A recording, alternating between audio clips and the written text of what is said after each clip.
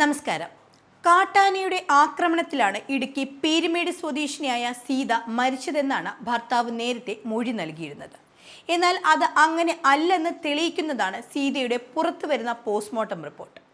ഇതോടെ സീതയെ കൊന്നത് കൊമ്പനല്ല, മറിച്ച് ഭർത്താവ് ബിനു ആണെന്ന നിഗമനത്തിലാണ് പോലീസും.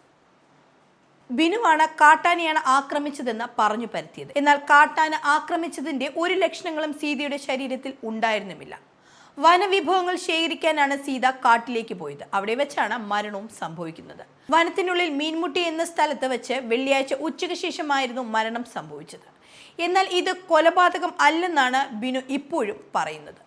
കുത്തനെയുള്ള കയറ്റത്തിലെ പടർപ്പിനകത്താണ് ആന നിന്നിരുന്നത്. തൊട്ടു പിന്നിലെത്തിയപ്പോൾ മാത്രമാണ് ആനയെ തങ്ങൾ കണ്ടതെന്നാണ് ബിനു പറയുന്നത്. മുന്നിൽ സീതയാണ് നടന്നത്, പുറകിലാണ് താൻ പോയത്. മുന്നിൽ നടന്ന സീതയെ കാട്ടാന തുമ്പിക്കൈ കൊണ്ട് എടുത്ത് എറിയുകയായിരുന്നു. വളരെ ദൂരത്തേക്കാണ് ആന തന്നെയും തട്ടിത്തെറിപ്പിച്ചത്. അവിടെ നിന്ന് താൻ കണ്ടതാണ് സീതയെ ആന ആക്രമിക്കുന്നത്. കുറെ നേരം അവിടെ ചിലവഴിച്ച ശേഷമാണ് ആന ഉൾക്കാട്ടിലേക്ക് പോയത്. തങ്ങളുടെ പിന്നിലാണ് മക്കൾ നടന്നു വന്നത്. അതുകൊണ്ട് തന്നെ അവർക്ക് പരിക്കേൽക്കാതെ രക്ഷപ്പെടുകയായിരുന്നു. തങ്ങളുടെ പിന്നിലാണ് മക്കൾ രണ്ടുപേരും ഉണ്ടായിരുന്നത്. അതുകൊണ്ട് തന്നെ അവർ പരിക്കേൽക്കാതെ രക്ഷപ്പെടുകയായിരുന്നു എന്നാണ് ബിനു പോലീസിന് നൽകിയിരിക്കുന്ന മൊഴി.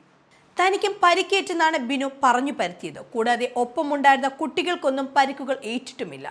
ഒന്നിലേറെ കാട്ടാനകൾ സംഭവ സ്ഥലത്ത് ഉണ്ടായിരുന്നു എന്നാണ് ഇയാൾ വ്യക്തമാക്കിയത്.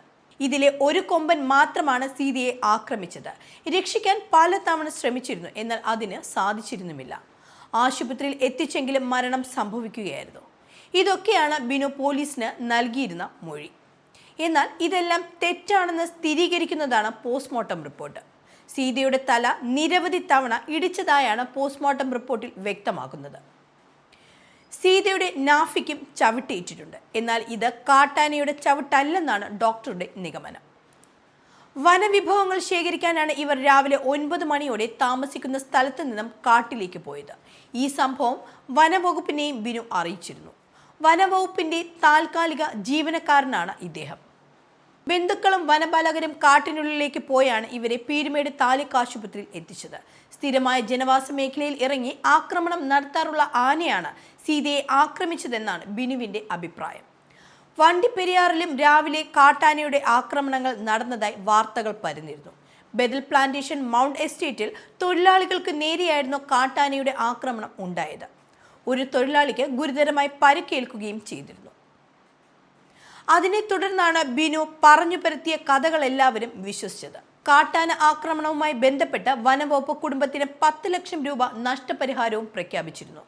പണം തിങ്കളാഴ്ച നൽകുമെന്നും വനവകുപ്പ് അറിയിച്ചിരുന്നതാണ്. അതിനിടയിലാണ് ഇപ്പോൾ ഇങ്ങനെയൊരു വഴിത്തിരിവ് കേസിന് ഉണ്ടായിരിക്കുന്നത്.